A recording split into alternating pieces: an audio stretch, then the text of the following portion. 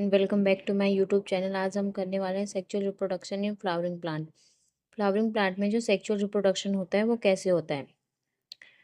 Flowering plant में क्या होता है, हमारे पास मेन प्लांट बॉडी होती है जो किसको हम क्या बोलते हैं, स्पोरोफाइट्स। स्पोरोफाइट्स में क्या होते हैं, दो चेंजेस होते हैं, हार्मोनल चेंजेस भी होते हैं और मॉर्फोलॉजिकल। हार्मोनल चेंजेस मतलब कौन कौन से इन्वायरमेंटल फैक्टर और कौन से जो हॉर्मोन्स है वो अफेक्ट कर रहे हैं उसकी ग्रोथ को, प्लांट की। मॉर्फोलॉजिकल जो बाहर से वो कैसा दिखता है अपेयरेंस, और कौन कौन सी चेंजेस आ रही हैं। ठीक है, अब हमारे पास स्टेप्स कौन कौन से होते हैं, 3 स्टेप होते हैं। एक होता है प्री फर्टिलाइजेशन, मतलब फर्टिलाइजेशन से पहले क्या होता है, फिर होता है फर्टिलाइजेशन, फिर उसके बाद होता है पोस्ट फर्टिलाइजेशन।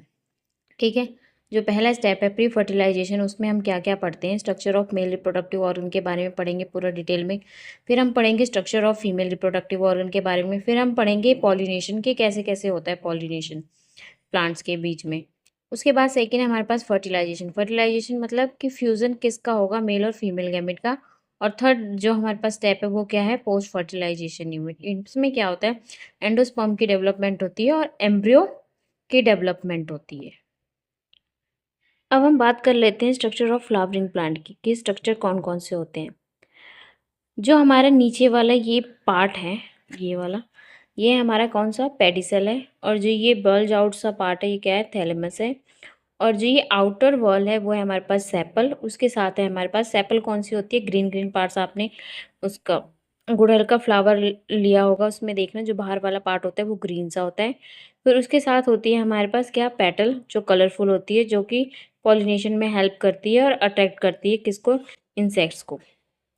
उसके बाद है ये हमारे पास स्टेमन। उसके बाद है ये हमारे पास पिस्टिल। स्टेमन और पिस्टिल क्या है, हमारे असेंशियल वॉल है और क्या है, रिप्रोडक्टिव पार्ट हैं फ्लावर के। ठीक है, अब हम बात करेंगे स्ट्रक्चर ऑफ स्टेमन की। स्ट्रक्चर ऑफ स्टेमन में हम क्या बात करेंगे, एंथर। जो ये आप देख रहे हो बाइलोब पार्ट, वो कौन सा है, ये वाला, ये है एंथर। इसके नीचे जो है ये डंडी सी क्या है, फिलामेंट।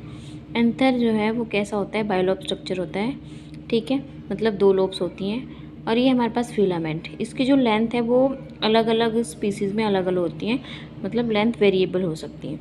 उसके बाद हम बात कर रहे हैं, जो इसकी ये फिलामेंट है वो कैसा होता है, थिन होता है, सिलेंडर होता है।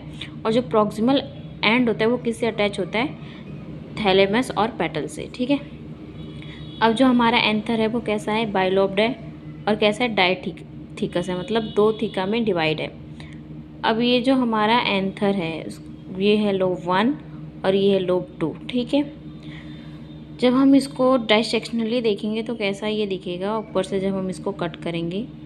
ठीक है, ये हमारा क्या है, लोब 1 है और ये लोब 2 है, ये लोब 3 है, ये लोब 4 है। ठीक है, जो एक एंथर है उसमें कितने लोब्स होती हैं, 2 लोब्स होती हैं। और जो एक लोब होती है उसमें कितने थीका होते हैं, 2 थीका होते हैं। मतलब जो ये लोब 1 है इसमें 2 थीकस में डिवाइड हो गया।